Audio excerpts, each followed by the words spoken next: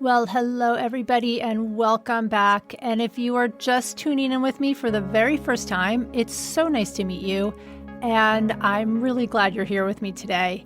I am your host, Heather Carey, nutritionist, chef, mom, and a woman who has been around the block with food. I want to open up about real food in relation to health, weight, and our bodies so you can make peace with what you eat.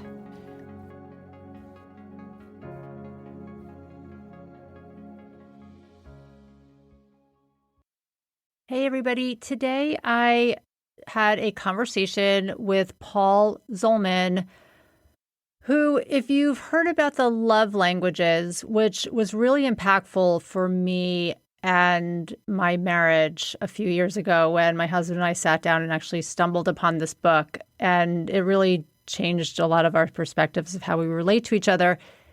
Well, Paul did a riff on the love languages and created something a little more actionable, a die that you roll and a kind of a game that you play. Now, this helps you really live the love languages on a daily basis all day long. And I was curious to see if this was more effective than the love languages themselves and how this can help people in midlife when we're going through so much. And sometimes it feels hard to give out love when we feel tapped out. So Paul and I had a good conversation about how the love languages work and how giving out can actually help you cultivate your own self-compassion and kindness for yourself, something we all need so much more of. Hello, everybody. Today I am with Paul Zulman, who is the author of the international best-selling book, The Role of Love. If you have heard of the love languages, The Role of Love takes the philosophy and expands on them to turn it from theory to actionable steps that you can take for yourself every day. In fact, Paul has created a new way to demonstrate the principles of the love languages by, in a sense, giving them away. Paul claims that the system is so easy that even young children can be trained in this love-giving system. And spoiler alert, it's a game where everyone wins. Okay, Paul, so when we talked off air, you said you have a system that will help people develop the mindset of love that will translate into self-love as a byproduct. Now, you know that a lot of people listening today are in midlife and going through profound changes, especially when it comes to being at peace with their changing bodies. And what you said was that by reading your book, you will learn the practical applications to learn self-love. Now, I'm a strong believer in self-compassion and kindness being one of the first steps that we need to cultivate in order to make lasting changes with our health and our weight. So why don't we just go back to the beginning? What prompted you to take on the love languages, which is a very well-known book, I think, in a lot of circles, and revise it, if you will, to make it more user-friendly? And how did you get the idea to do that? Heather, thank you for inviting me to be on your podcast today. That's a great question. And part of the question is that I was in a situation, I grew up in an abusive home. And so to find love was really something that I was always looking for. And when I was looking for it, I found I believe that the residual anger from that childhood of abuse spilled into my adulthood and actually was contributory to the demise of my first marriage. So during that time, I was single again. I was just looking for love in all the wrong places, doing a lot of destination dating, and finally settled in Phoenix, Arizona for a little while. My sister calls me up. She lives 7 hours away. She said she had a neighbor that she wanted to introduce to me. And I said, I've been destination dating for a year and a half. I'm done traveling. I was looking for love in all the wrong places. I couldn't find it. And so why do you think I would drive 7 hours away? And she's an older sister. I'm number 10 of 11 children, Heather. And so what older sister and what older brother says, you got to do it when you're number 10. You don't have any choice. most of the time. Anyway, I said, nah, I don't want to do it. She said, oh, come on. And so when she said that, I thought, well, all right, I'll email her. And how effective can email be? And so I started emailing her, and she would email me back. This neighbor would email me back, and it was just kind of a delightful exchange. And so I wanted to know a little bit more. It was a little tease. So I wanted to know a little bit more, and it progressed. And finally, I ended up moving up to where my sister was living, 7 hours away in southern Utah. And while I'm there, the relationship gets a little bit more serious, and it's time for big brother approval. Of course, I need it. I'm number 10 of 11. I had to take this woman up to my big brother's home, 300 miles north. First thing that happened, Heather, when we walked in, as my sister-in-law pulls her aside and says, the only emotion that the Zulman family learned growing up is anger. At first I said, denied it. Then it made me mad. Then I thought, she nailed it. Here I am proving her point exactly. And I thought, if an outsider sees my family like that, then this is the time that I can try the best as I can to change that perception of my family. Break the chains, do whatever I needed to do to break those habits that were generationally passed on of anger. So I started reading the color code. I started reading the 5 love languages. And as I really liked the principles of the 5 love languages, but I did not get the application. Remember where I came from, though, Heather. I did, who am I to know what love is in the first place? But if I'm supposed to guess, Heather, what your love language is and cater to that, that didn't sound like love to me at all. That sounds more like a manipulation, more of a something else. It didn't sound like love. The second thing that Dr. Chapman had in the book was that, well, if you take this survey, then I can find out what my love language is. Well, what am I supposed to do with that? How's that supposed to help me love if I know what my love language is? What am I supposed to do, Heather? Advertise? Hello, Heather, I'm Gifts. What do you have for me today? I mean, it's just so awkward. It just did not work for me either. So I thought, you know what? I remember even in the dysfunctional family I grew up in that we liked games as a kid. So I thought maybe I can make it a game. So I contacted Dr. Chapman and asked him if he was licensing those little icons for the love languages. He sent back through his attorney and said, no, they're not doing that at the time. So I contacted an intellectual property, a copyright attorney here in my town. He said that theory, like the love language theory, is not copyrightable. Application is. So he wasn't doing it as a game. So I thought, I'm going to make my own little icons and I'm making it into a game. So that's what I did. So I put the icons. So you can see in the icon that I have pictured right now, it's a person holding a tray representing service. Now I've got 2 hands together making a heart, and then I've got a conversation fly out. So those are the words. I've got a hand holding an hourglass that represents time, a hand holding a gift that represents gifts, and then 2 hands touching each other that represent touch. So those are the 5 love languages, all represented with pictures, no words at all. The 6th side of the die has a hand with a question mark on it. So just 2 instructions. Heather, you roll the die every day. That's the love language you practice giving away all day that day, all day. So you're giving it away. The mindset is that you're giving it away without any expectation of coming back, but you know it's going to come back. Some people call it the law of the harvest. Some people call it karma.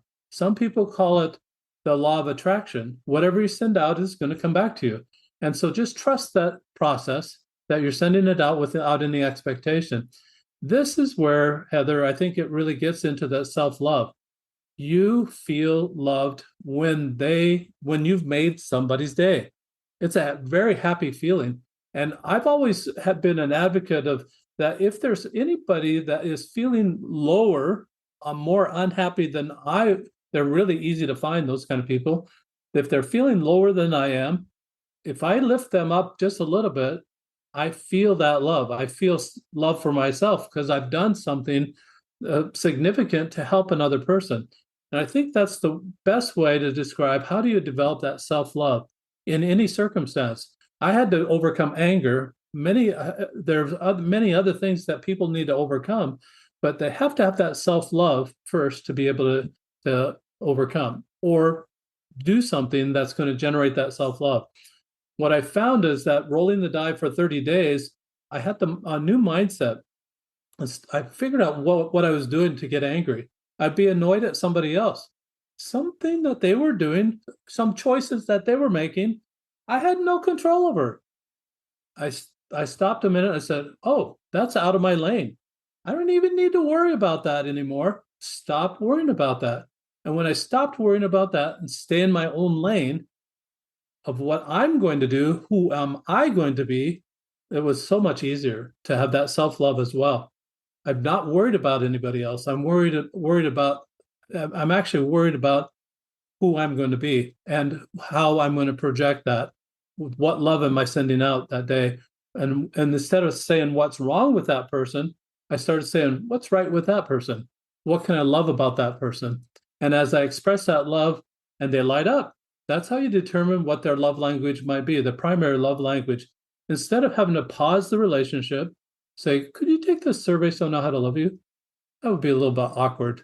So you just don't have to do that. Use your observation skills and just watch. When they light up, that's what they like. So thank you for that synopsis. That's great. So I have a couple questions. So it sounds like you liked the love languages, right? You read the book and something resonated with you, but there was flaws in it, if you will, right? Because and also because you grew up where the language in your house was just anger. You didn't know how to express love, sounds like. And so this is an easy way to do it. And that you learned also that giving out, or what I would maybe call like, service, like being of service to people. I mean, like showing your love out gives you love in return, right? Because you're maybe tapping into what their love language is without having to have a whole conversation with them and ask them, or can you take the quiz? And, so we know what your love language is, so that you're just doing it subtly, sort of under the radar.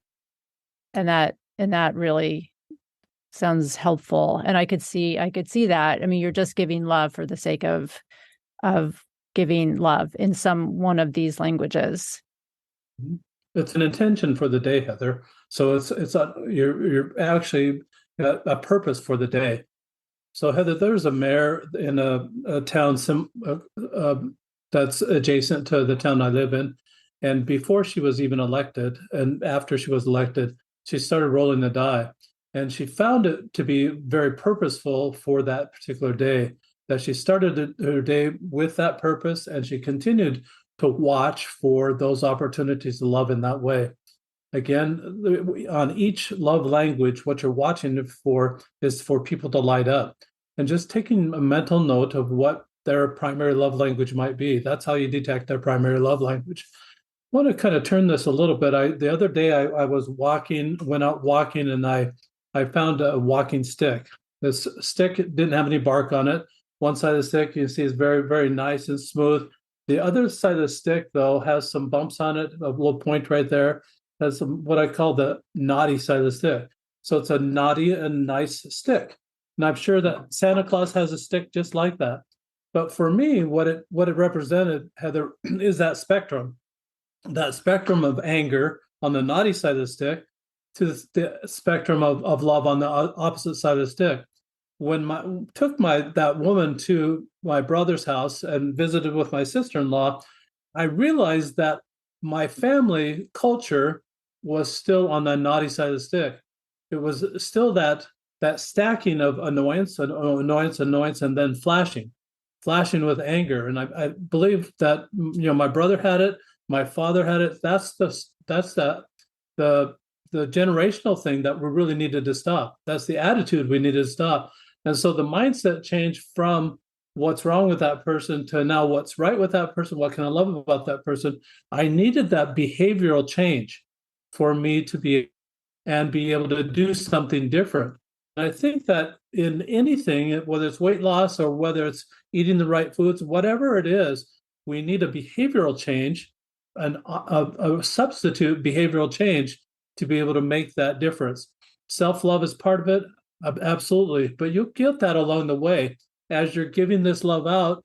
It's almost like you get paid when you're making someone's day and they're just so happy that you made their day. They're going to spread that around to their friends. You're going to feel really good about having done that. You're going to feel that love right then and there. You get paid. But it's like putting money into a piggy bank, though. It's still going to come around after the fact. It'll still come back to you. It's not necessarily that you're looking for a payday that day. It's not a transaction. Love is not a transaction. It's not like I like physical touch, so I'm going to give physical touch away in hopes that the reciprocity will be there. It's not like that at all. That is like, let's make a deal. And it's a transaction, not true love.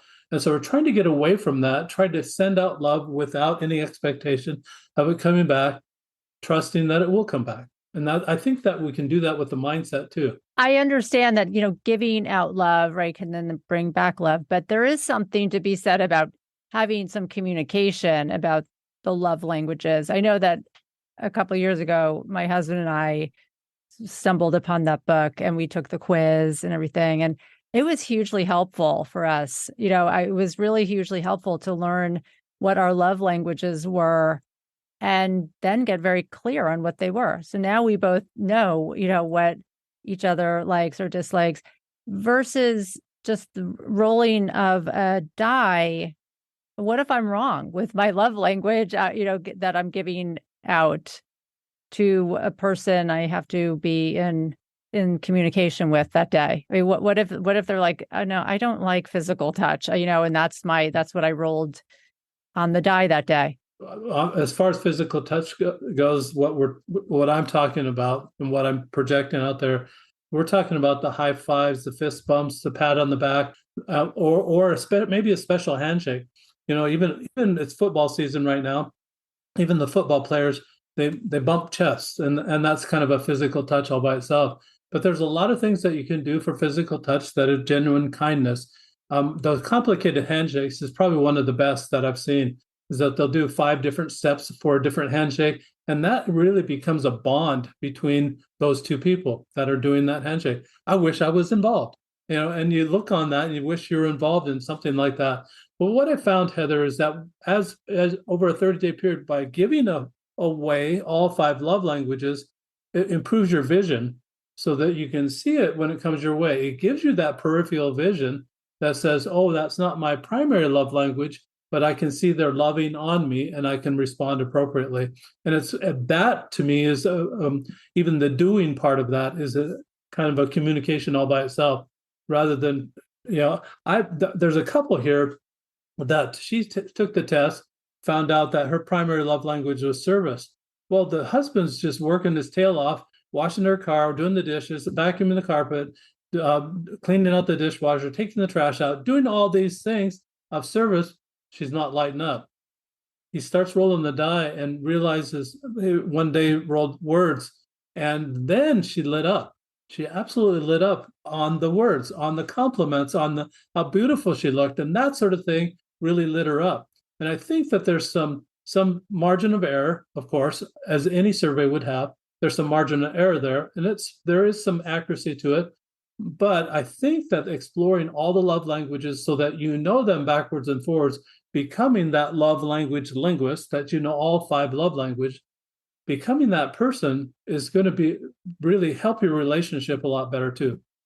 So that's a good point, right? That rolling the die will help you to explore all the love languages because they all count. They do. Really. So you just might not be aware, even though my primary love language is physical touch as well, but it doesn't mean I don't like the other love languages. And so if I just focused on the physical touch part, then I would not have the opportunity to explore the others.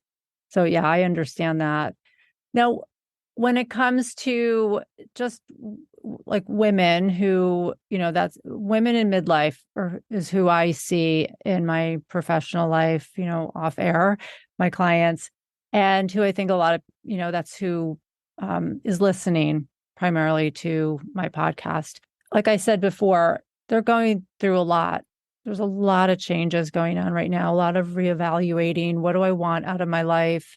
Body image, just a lot of physical and emotional changes. Self-love and compassion. I mean, I understand what you're saying about like rolling the dice and practicing this, but does it go deeper than that? I mean, does cultivating this kind of stuff, is it as easy as just rolling the dice and practicing it? I think it is. I think it really is that easy. And it's just changing the inside first, and then don't worry about the outside. I think that the changing our attitudes within is going to really be helpful for the change without. And um, it'll come from within. And that's kind of why the name of it, I call it the roll of love, and it's spelled ROLE. You ROLL, the die, that's outside of you, but you're in bringing it inside you. You know, I read the book, The Five Love Languages, 4 or 5 times, Heather, and I went through the book, but the book didn't go through me. I didn't get a lot of that understanding. I got the principles, I understood the principles, but the application wasn't working for me. So that's why I had to alter this application so it actually will work for me. What's going to change me inside? And it just became that the whole attitude of what I'm sending out, and realizing that that's all I have control over. I only have control over giving love away and responding with when it comes my way. I can't bid it to come my way. How's that going to turn out? I mean, if somebody feels duty bound to love me, it's not going to be love. It's going to be, oh, I have to do it again today, and it's not going to happen, and it doesn't work. And I understand that from a lot of the things that I've done. But when you start out with a self love, and I developed this just so your listeners know, I developed this when I was single. So I did not have a significant other to use it with, as Dr. Chapman suggests. So I had to say, well, I guess I'll just love everybody. And it really, that necessity was kind of the mother of the invention, that it really is, that's the only thing I can do is just send it out and send it out to everybody. As I considered that, I thought, I don't know anybody, not one soul, that is with their significant other 24/7. So what are you going to do the other part of the time? Does that mean you're just a part-time loving person? And that didn't work for me. I said, I don't want to be just part-time. I want to do it to everyone. And so this new way of doing this, rolling the die and expressing love to everyone you're come in contact with, is a better way to do it. It helps you become that loving person that loves others, but also feels that self-love as they express love to others. I mean, can you argue that when you talk about self-love, that's like self-care, right? Compassion, self-compassion, kindness. I mean, you could roll the die and whatever comes up, just focus it on you, right? Does it necessarily have to, is there more of a benefit when you're just always focusing it out? I mean, can we I just, think, because as women, we are selfless a lot. We are giving out, right? I've given to my children, to my husband, to like everyone for years. I'm always, or I'm not saying me specifically, but for a lot of women, they are dead last on the caretaking like ladder, and that could be an issue, for women who just feel like they've never really focused on themselves. But the die could, I mean, you could focus, you could roll it and like whatever comes up that day, right? Just give it to you. Well, I think, Heather, I want to just twist it just a little bit differently, because I think that as you're sending love out, you're developing yourself and you're giving yourself love, saying, this is who I am. This is who I'm going to be. I'm going to be that person that loves, and make it all about them, not about you. And I don't mean that in a demeaning way at all. It's not about me. It's not about you. It's about them and about making their day a great day. That's going to give you self-love, but also the whole process, the whole journey of giving love away. And you're absolutely right. I absolutely agree with you that women are selfless anyway. A lot of them are. Most I've seen a few that are not, but they're most for the most part they are very selfless people, and thank goodness for women that are selfless like that. I think that makes the world go round. But so will this getting that attitude of sending that love out is, and you probably already have it. If you're selfless already, you're probably there. All I'm asking now, then just do it 1% more, and you'll find love, self-love, by giving it away. You really do. Because it feels good to give to others, right? And yeah, a lot of times people can be very self-centered and selfish and, like just always focusing on themselves. So it does, I know that it does feel good to be, and when I say of service, I don't mean like a servant. I mean, I just mean like giving out with your emotions and being honest. But I'm curious, your new wife, did you take the love language quiz? I did The two not of with you? but and she doesn't roll the die with me either. But what she does do is she likes to guess, what did I roll that day? And I never tell her. I roll it. I get up early. She gets up late. She stays up late, and so we're kind of opposites that way. But I get up early enough. I roll the die, and then I'm just practicing it all through the day. And then she just takes great enjoyment in trying to guess what love I'm sending out that day. And it's just kind of a fun thing that we do. It's been very helpful that way. Okay, that's great. Well, Paul, this is an interesting book, an interesting, take on the love languages, and I can totally see how this would be a different way to look at those love languages and to practice it daily.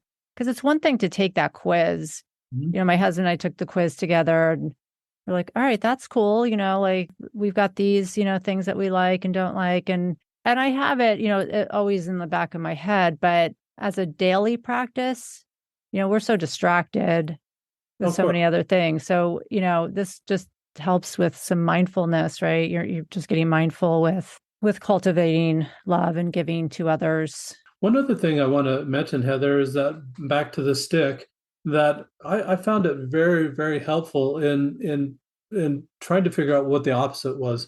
So if I'm being sarcastic, and that's I figure out, well, is that on the naughty side of the stick or the nice side of the stick? And if most people would place it on the naughty side of the stick, well, then what would be the opposite? What would be the sin or the antonym of that? That would be on the nice side of the stick. And I've come up with the word genuine or authentic or true and that sort of thing. And if you can do that, you can do that with food. You can do that with behaviors. You can do that with a lot of things. Find out what am I doing right now? Where am I at on the spectrum? Where am I at on the stick? And once you find out where you're at on the stick, you've just got three choices. You can stay where you're at, you can become more addicted, more angry, or you can move toward the loving side and learn the languages of love. I found out that anger really has its own culture, has its own humor, has its own vocabulary. So does love. The own love languages, its own soft humor, its own kindness, just the way that it operates.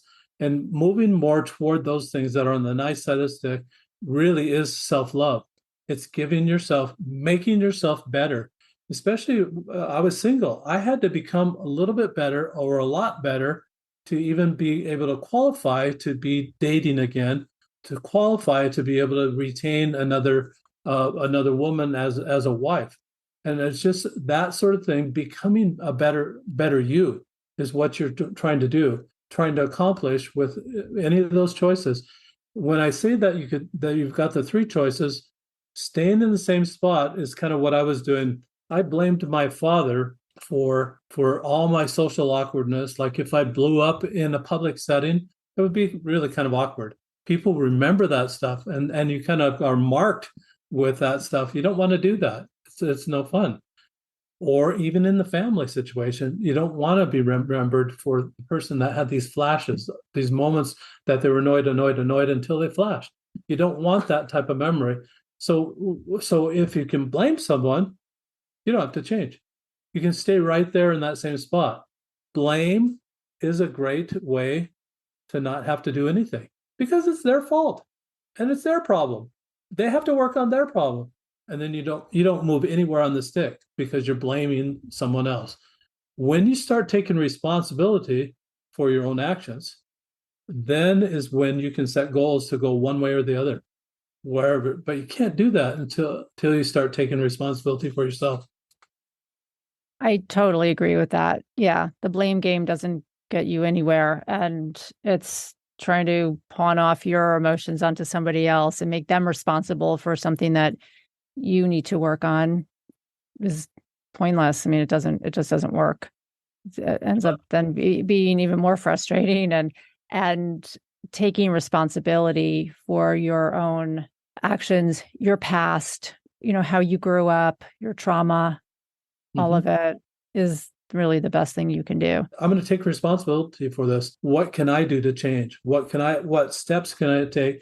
What would be a replacement behavior for wanting to grab a muffin? What would be a replacement behavior for what could I eat instead? Or there's just a lot of things, a lot of ways that this could be applied. Listen for that inspiration of what could I do that would be more helpful than what I'm focused on right now. Exactly. Great point. And I think great way to end our conversation, that just be looking outward, right?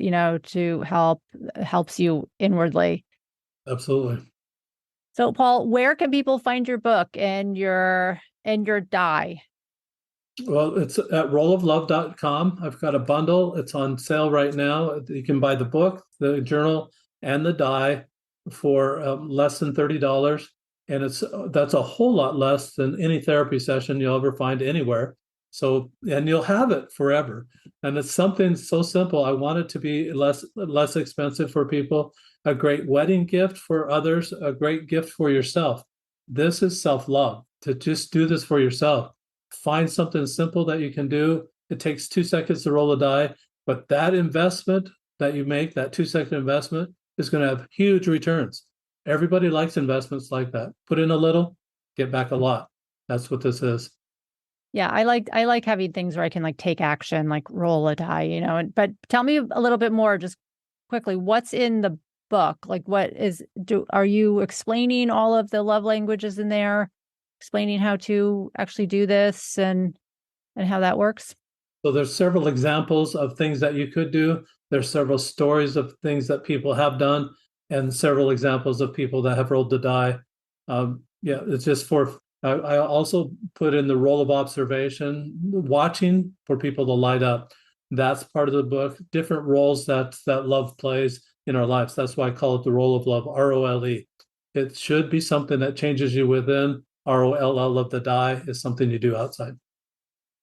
That sounds fantastic. Well, I will link all of your links in the show notes, and people can definitely access it that way. And Paul, thank you so much. This has been a very interesting conversation and giving me a lot to think about too, just about the love languages and just tapping back into those and thinking about how, the act of giving out love actually really helps you in return, or more importantly. Absolutely. Thank you, Heather. It's been a delight to be with you. And as always, if you loved this podcast, please consider gifting me with a 5-star review. It is so helpful for me to get the word out on real eating, our real bodies, and real food stories. Thank you so much and have a great week. Bye for now.